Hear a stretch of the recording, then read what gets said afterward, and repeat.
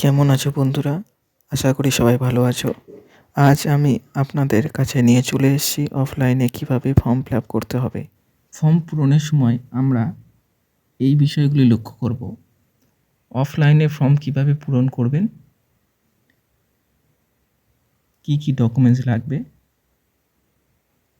কোথায় জমা দেবেন। আজ ভিডিওর মাধ্যমে আমরা এগুলো আপনাদের জানিয়ে দেব। তো চলুন দেরি না করে কিভাবে ফর্ম পূরণ করতে হয় সেটা দেখে নেওয়া যাক। তো দেখতেই পাচ্ছেন আমরা চলে এসেছি যুবসাথী প্রকল্পের যে ফর্মটি, এইরকম দুটি ফর্ম দেওয়া হবে। এটা ফার্স্ট কপি আর এটা সেকেন্ড কপি, অর্থাৎ এই দুইটি ফর্ম আপনাদের পূরণ করতে হবে। তো এক এক করে দেখে নেওয়া যাক কোথায় কি ফর্মে কোন জায়গায় কি বসাতে হবে। তো ভিডিওটি স্ক্রিপ্ট না করে এক এক করে দেখে নিন। সর্বপ্রথম ফর্মের ঠিক এখানে একটি আপনাদের পাসপোর্ট সাইজের কালার ফটো দিতে হবে। ফটোর ঠিক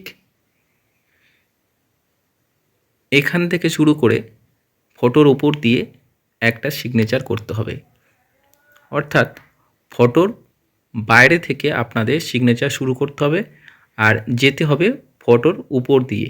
নেক্সট, এই যে দুয়ারের সরকারের রেজিস্ট্রেশন নাম্বার, এই ঘরটা আপনারা ফিল আপ করবেন না, এটা ছেড়ে দেবেন।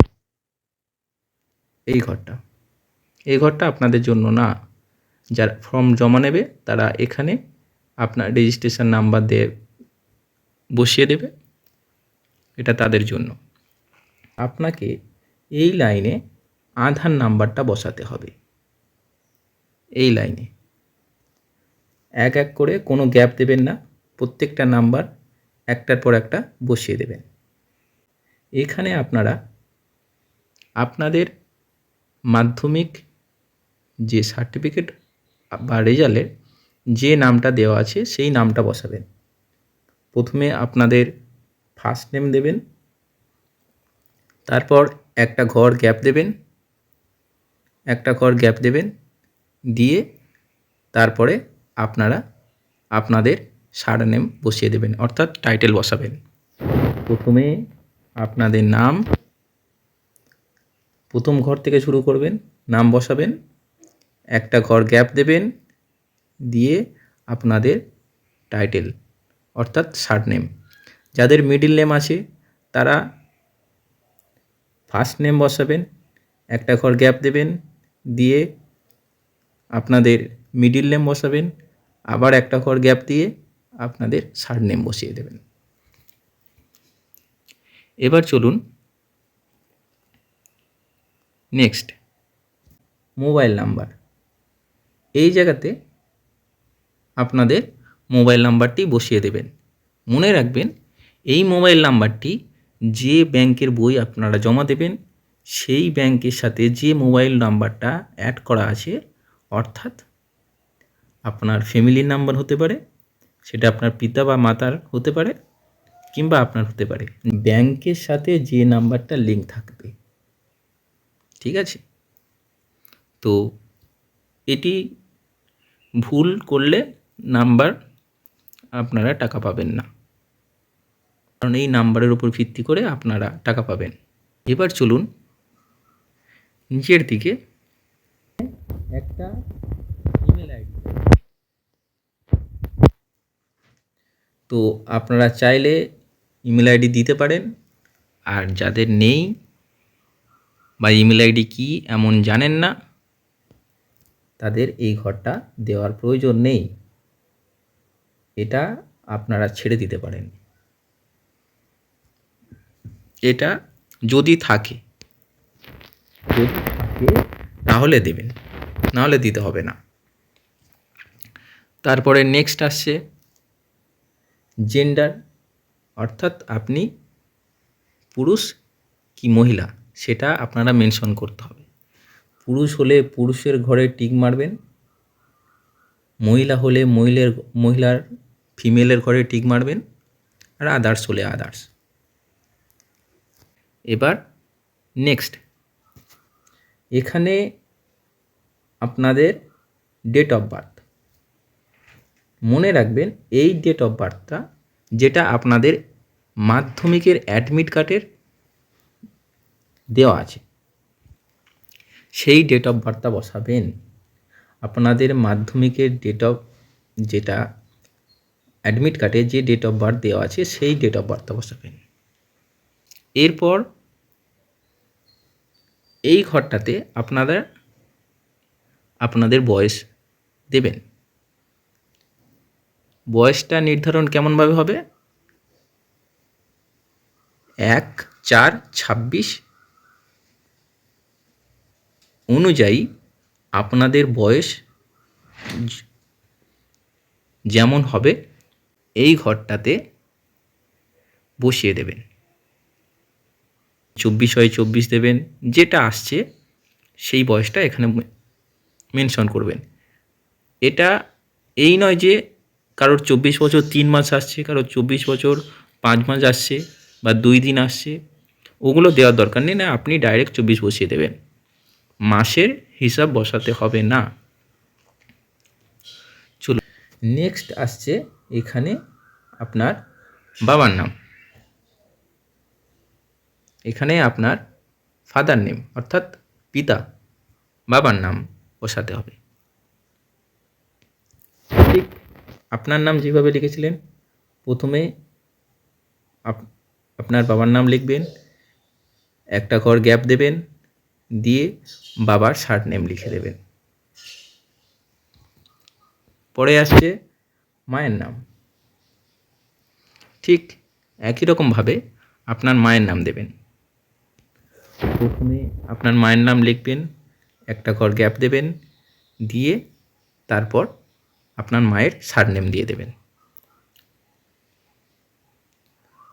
আর এখানে এটা স্পাউস নেম অর্থাৎ স্বামী বা স্ত্রীর নাম।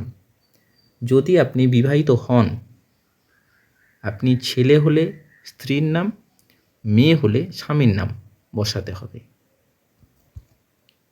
ঠিক নাম লেখার সময়, স্বামীর নাম লেখার সময় বা স্ত্রীর নাম যদি আপনি লেখেন, আপনি ছেলে হলে, যদি মানে বিবাহিত হলে, তো আপনার স্ত্রীর নাম লিখবেন, একটা ঘর গ্যাপ দেবেন, দিয়ে স্ত্রীর অর্থাৎ আপনাদের সারনেম বসিয়ে দেবেন।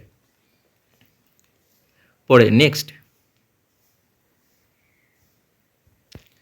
নেক্সট যেটা ইম্পর্টেন্ট, এখানে আপনার ক্যাটাগরি অর্থাৎ আপনি এসসি, এসটি, জেনারেল কোনটা সেটা আপনার এখানে মেনশন করতে হবে। যদি আপনি জেনারেল হন তাহলে আপনার এখানে কোনো কিছু সিলেক্ট করতে হবে না, এসসি, এসটি বা ওবিসি সিলেক্ট করতে হবে না যদি আপনি জেনারেল হন। আর যদি আপনি এসসি হন তাহলে এসসির ঘরেই টিক মারবেন, যদি আপনি এসটি হন এসটির ঘরে টিক মারবেন, আর যদি ওবিসি হন ওবিসির ঘরে টিক মারবেন। এটা বাধ্যতামূলক। সার্টিফিকেটটা সাথে রাখবেন, কারণ এসসি হলে বা এসটি হলে বা ওবিসি হলে সার্টিফিকেটের নম্বর ঠিক এই জায়গাটা বসাতে হবে, শুধুমাত্র সার্টিফিকেটের নাম্বারটা বসিয়ে দেবেন। নেক্সটে যেটা রয়েছে ম্যারিটাল স্ট্যাটাস, অর্থাৎ আপনি বিবাহিত কিংবা অবিবাহিত কিনা সেটা জানতে চাইছে। বিবাহিত হলে আপনি ম্যারিটের ঘরে টিক মারবেন, অবিবাহিত হলে আনম্যারিটেড ঘরে টিক মারবেন।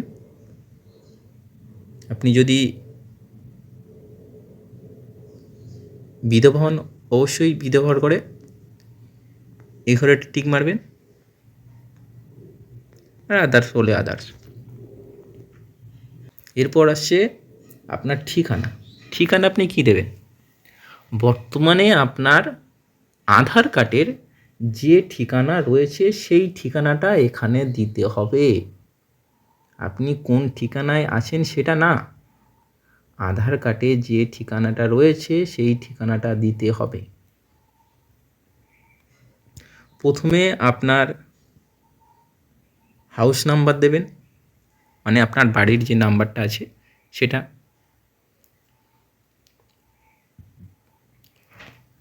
তারপরে আপনি গ্রাম হলে গ্রামের নাম দেবেন, শহর হলে শহরের নাম দেবেন। এই জায়গাটা আপনার ডাকঘর অর্থাৎ পোস্ট অফিস। পোস্ট অফিস কি? এই পোস্ট অফিসের জায়গা এই ঘরটায় আপনি দিয়ে দেবেন। বলে রাখি, প্রতিটা ফর্ম ফিল আপের সময় মাথায় রাখবেন, ইংলিশে লিখবেন তো অবশ্যই ক্যাপিটালে সব লিখবেন। এই যে নিচে দেখতে পাচ্ছেন যেভাবে লেখা আছে ঠিক সেভাবে, ব্ল্যাক কালি কিংবা ব্লু যে কোনো কালি ব্যবহার করতে পারেন, কোনো সমস্যা নেই, কিন্তু আপনাকে ক্যাপিটালে লিখতে হবে। নেক্সট আসছে আপনাদের, আপনি যদি গ্রামে বাস করেন অবশ্যই পঞ্চায়েতের নাম এখানে দিয়ে দেবেন। আর যদি আপনি পৌরসভা এলাকা বাস করেন তাহলে অবশ্যই আপনাদের ওয়ার্ড নাম্বার এখানে বসিয়ে দেবেন। যদি আপনার এলাকা মিউনিসিপ্যালিটি এলাকা হয়। তো ব্লক, পৌরসভা বা কর্পোরেশন পরের লিস্টে এখানে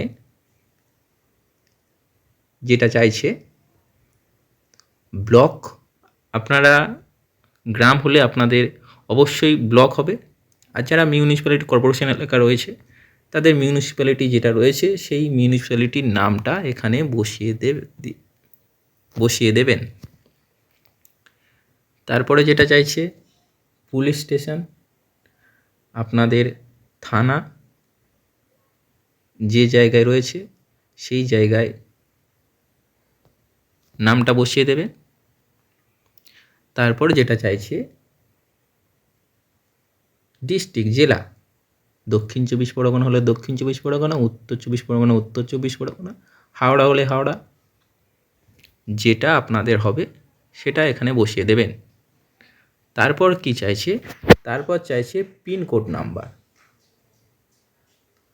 প্রত্যেকের যে পোস্ট অফিস আছে, পোস্ট অফিসের যে পিনকোড সেই পিনকোডটা বসিয়ে দেবেন। এই পিনকোডটা পাবেন কোথায়? এই পিনকোডটা আপনি আপনার আধার কার্ডে দেখবেন নিচের দিকে পিন নাম্বারটা দেওয়া আছে, বা ভোটার কার্ডেও পেয়ে যাবেন। আধার কার্ড থেকেই, আবার বলছি, আধার কার্ডের যা আছে সেটাই বসাবেন এখানে। ভোটার কার্ডে কি আছে সেটা দেখবেন না, আধার কার্ডে যে ডকুমেন্টস যা কিছু আছে সেটাই এখানে বসাবেন।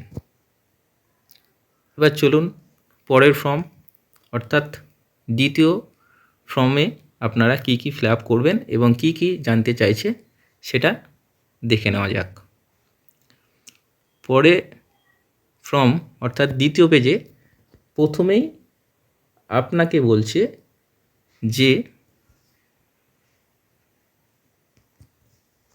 বলছে যে আপনার মাধ্যমিকের অ্যাডমিট কার্ডের যে রোল নাম্বারটা এখানে পরপর বসিয়ে দেবেন, কোনো স্পেস দেবেন না, বারবার বলছি কোনো গ্যাপ দেবেন না, পরপর বসিয়ে যাবেন। যে রোলের পরে যে নাম্বারটা রয়েছে অ্যাডমিট কার্ডে সেই নাম্বারটা বসিয়ে দেবেন। মাধ্যমিকের অ্যাডমিট কার্ডের কথা বলছি বারবার করে, মাধ্যমিকের যে রোল নাম্বারটা দেওয়া আছে অ্যাডমিট কার্ডে সেটা বসাবেন। মাধ্যমিকের অ্যাডমিট কার্ডে যে নাম্বারটা দেওয়া সেটা বসাবেন। এবং সার্টিফিকেটে আপনি দেখবেন যে কত সালে পাস করেছেন, সেই সার্টিফিকেটে, মাধ্যমিক সার্টিফিকেটে দেওয়া আছে সেই সালটা এখানে বসিয়ে দেবেন। তারপরে বলছে আপনি যে বোর্ড থেকে মাধ্যমিক পরীক্ষা দিয়েছেন, অর্থাৎ যে বোর্ড থেকে পরীক্ষা দিয়ে আপনি পাস করেছেন সেই বোর্ডটার কোথাকার অন্তর্ভুক্ত সেটা আপনি কোথায় পাবেন, সেটা আপনি দেখবেন আপনার সার্টিফিকেটের উপরে বড় করে লেখা রয়েছে WB West Bengal board of secondary education হলে এটা বসাবেন, বা যার যেটা রয়েছে সেটা এখানে বসিয়ে দেবেন, মানে এই ঘরে টিক মেরে দেবেন যেটা থাকবে। আপনি যদি WB BSc on AC on তাহলে এখানে আর টিক মারবেন, নাহলে এটাতে টিক মারবেন, যেটা হবে আপনার বোর্ড যেটা আছে সেই বোর্ডে অনুযায়ী আপনি টিক মারবেন। পরে নেক্সট এখানে বলছে যে আপনার এডুকেশান কোয়ালিফিকেশান হায়েস্ট, মানে শিক্ষাগত যোগ্যতা আপনি সবচেয়ে কোন ক্লাস, লাস্ট আপনার কোন ক্লাসে সার্টিফিকেট, আপনি মানে কত ক্লাস পর্যন্ত পড়াশুনো করেছেন সর্বোচ্চ, সেটা আপনি এখানে বসিয়ে দেবেন।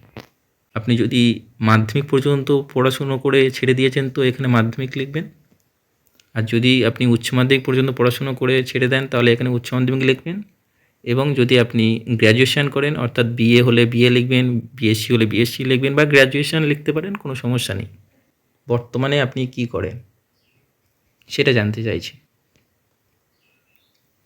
এখানে অবশ্যই ফর্মটা যারা ফিল আপ করছে তারা কিছুই করে না, এখানে আপনি ওয়ার্কার দিতে পারেন বা ডেলি লেবার দিতে পারেন বা ফার্মার দিতে পারেন, কোনো অসুবিধা নেই। এটা আপনার ব্যক্তিগত বিষয়, আপনি কি দেবেন এই জায়গায় পেশা হিসাবে। সবচেয়ে গুরুত্বপূর্ণ হলো যে জায়গাটা, এটা হলো ব্যাংক ডিটেলস। এই ঘরটা সবচেয়ে গুরুত্বপূর্ণ। সর্বপ্রথম কি চাইছে, এখানে আপনি যে ব্যাংকের বই জমা দেবেন সেই ব্যাংকটি যে নাম রয়েছে, স্টেট ব্যাংক হলে স্টেট ব্যাংক, এইচডিএফসি ব্যাংক হলে এইচডিএফসি ব্যাংক, যে শাখা থেকে আপনি ব্যাংকের বইটা করেছেন সেই শাখার নামটা বসাবেন। অবশ্যই আপনি ওখানে পেয়ে যাবেন ব্রাঞ্চ দেওয়া আছে, ব্রাঞ্চ বলে দেওয়া আছে আপনার ব্যাংকের বইয়েতে, ব্রাঞ্চ বলে লেখা আছে, সেখান থেকে আপনি নামটা বসিয়ে দেবেন। তারপরে ভালো করে দেখে অ্যাকাউন্ট নাম্বারটা বসাবেন, অ্যাকাউন্ট নাম্বারটা পরপর বসিয়ে দেবেন এই জায়গায়, ব্যাংকের যে অ্যাকাউন্ট নাম্বার আছে। তারপর বসাবেন আইএফসি কোড, এই কোডটা আপনি ব্যাংকের পেজে, যেখানে আপনি অ্যাকাউন্ট নাম্বার রয়েছে সেই পেজে আপনি পেয়ে যাবেন, লেখা আছে আইএফএসসি কোড বলে লেখা আছে, সেই কোডটা এখানে বসিয়ে দেবেন। এই জায়গাতে কি বসবে, এখানে আপনার যেটা বলছে সেটা হলো বর্তমানে আপনি অন্য কোনো সরকারের তরফ থেকে সুযোগ সুবিধা পান কি না সেটা জানতে চাইছে। আপনি যদি পান তাহলে অবশ্যই হালি ঘরে টিক মারবেন, আর যদি আপনি না পান তাহলে নায়ের ঘরে টিক মারবেন। যদি পান তাহলে কি বিষয়ে টাকাটা পান সরকারের তরফ থেকে সেটা এখানে দিতে হবে। এই জায়গাতে বলা হয়েছে যদি পান তার বিস্তারিত বিবরণ দিন, অর্থাৎ আপনি যদি অন্য কোনো সরকারের সংস্থা থেকে টাকা পেয়ে থাকেন তাহলে তার বিবরণ এখানে দিতে হবে। কিষাণ বন্ধু থেকে অনেকে টাকা পেয়ে থাকলে কিষাণ বন্ধু দেবেন, যে সংস্থায় থেকে টাকা পারবেন, স্কলারশিপ থাকলে স্কলারশিপ, যাই থাকে যেটা থাকবে সেটা থেকে আপনি টাকা পাচ্ছেন সেই বিবরণটা দেবেন এখানে। এর জন্য কোনো ডকুমেন্টস দিতে লাগছে না, তো এর জন্য আপনার কোনো সমস্যা হবে না। আপনাকে কী কী ডকুমেন্টস দিতে হবে, 1 নম্বরে যেটা দেওয়া আছে অ্যাডমিট কার্ড, মাধ্যমিকের যে অ্যাডমিট কার্ডটা আপনি জমা দেবেন, তার জন্য এই ঘরটাতে আপনি টিক বসাবেন। তারপর চাইছে যেটা মার্কশিট, মাধ্যমিকের পাস মার্কশিট আর সার্টিফিকেট, আপনি যে কোনো একটা দিতে পারেন, সমস্যা নেই। মার্কশিট হলে মার্কশিট, সার্টিফিকেট হলে সার্টিফিকেট। আর এই ঘরটায় টিক মারবেন। যা যা ডকুমেন্টস আছে সেই ঘরগুলোতে সেই ডকুমেন্টস দেবেন, আর সেই ডকুমেন্টসগুলোর জন্য এখানে টিক মারবেন, টিক মার্কিং করবেন। তারপরে আপনার আধার কার্ড অবশ্যই রয়েছে, আধার কার্ড না হলে তো আপনি ফর্ম ফিল আপ করতেই পারবেন না, তো আধার কার্ড জমা দেবেন, তার সাথে এই ঘরটাতে টিক মারবেন। তারপর আপনি যেটা আপনার ভোটার কার্ড রয়েছে সেই ভোটার কার্ডটা এখানে নিতে চাইছে, তার জন্য এখানে আপনি টিক মারবেন, ভোটার কার্ডের জেরক্স দেবেন আর এই ঘরটাতে টিক মারবেন। তারপরে যেটা রয়েছে সবচেয়ে গুরুত্বপূর্ণ, ব্যাংকের পাসবুকের প্রথম পাতার যে জেরক্স, সেই জেরক্সটা জমা দেবেন আর সাথে এই ঘরটাতে টিক মারবেন, এই ঘরটাতে। এরপর যেটা চাইছে লাস্ট, আপনি যে ফর্মের মধ্যে যে এসসি বা এসটি কিনা সেটা আপনি ওখানে মেনশন করেছেন, তার জন্য আপনাকে তার জেরক্স দিতে হবে আর এই ঘরটাতে টিক মারতে হবে। যারা জেনারেল তাদের তো দিতে লাগছে না, তার জন্য তারা এই ঘরটাতে ফাঁকা রেখে দেবেন, এই ঘরটাতে কোনো কিছু ফিল আপ করবেন না। এসসি হলে আপনাকে এসসি সার্টিফিকেট থাকলে তো অবশ্যই এসসি সার্টিফিকেটের জন্য এখানে টিক মারবেন আর এসসি সার্টিফিকেট জমা দেবেন। যদি না থাকে তাহলে অবশ্যই এখানে জায়গাটা ফাঁকা রেখে দেবেন। তারপর নিচের দিকে আসুন, নিচের দিকে এই যে পোর্শনটাতে, এই যে পোর্শনটা রয়েছে, এই জায়গা থেকে এই জায়গাটা আপনি এই উপর থেকে সিগনেচার করতে থাকবেন। আপনি যার ফর্ম অর্থাৎ যে জমা দিচ্ছে সে সিগনেচার করবে, আর যে তারিখে জমা দেবেন সেই তারিখটা এখানে বসিয়ে দেবেন এখানে। বাকি যে নিচের যে অংশটুকু রয়েছে এটা আপনাদের কাজ না, এটা যারা জমা নেবে তারা এখানে দুয়ারে সরকারের যে রেজিস্ট্রেশন নাম্বার, সেই রেজিস্ট্রেশন নাম্বার তারাই বসিয়ে দেবে, তারা তাদের কাজ, তারা সিগনেচার করবে স্ট্যাম্প দিয়ে, তাদের কাজ এইটুকু। আর এই যে অংশটুকু, এই অংশটুকু আপনার কেটে তারা আপনাকে দিয়ে দেবে। আর এখানে কোনো কিছু নেই। সম্পূর্ণ ভিডিওটা আপনারা বুঝতেই পারলেন যে কি করতে হবে। তো ভিডিওটি ভালো লাগলে অবশ্যই লাইক, শেয়ার, কমেন্ট করবেন। আর ভালো থাকবেন, সুস্থ থাকবেন। Bye bye.